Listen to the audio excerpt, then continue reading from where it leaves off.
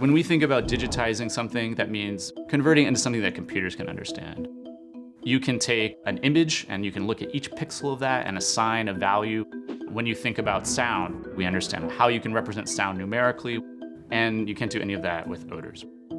At the Monell Chemical Senses Center, scientists are developing a system that will allow them to track and recreate specific smells. This is what pops out as being relational. Garlic is the opposite of fruity, but fruity and rotten are kind of related. The scientific field has a poor way of being able to communicate between labs. And that's critical for science, that somebody could take something that I've done in the lab and reproduce it in their own lab. If instead you had a set of primary odors that would allow you to recreate a particular mixture from a set, and you could engineer a device that can control those mixtures very cleanly, then you have a new way to be running experiments and matching up with people. Olfactometer is a device that can display odors. This particular olfactometer was designed to do odor mixtures so that we can explore how you mix two odors together and what they smell like when you do that. Okay, kind of moving into very slow. Oh yeah, that's not good.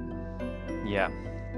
We take a panel of people, we train them. When you describe a smell as being green, it smells like this. Over the course of about 4 hours, they learn this reference set, and then we can ask them to smell a new odor, and they will, for each of those words, rate how well it applies. Though this science is still in its early stages, categorizing odors could have profound effects on a variety of industries. There are a number of disease signatures that were olfactory in nature, but in the modern age, people don't really want a doctor smelling you to make a diagnosis. They would prefer to have a machine that can interact with the sample and tell you something about it. Being able to quantify these and create some sort of communication with this that we can send to a machine or send to a doctor and understand it is really critical. One of the most exciting things in science is a cochlear implant. You can give to people who have no ability to hear. It bypasses part of the pathway that's damaged.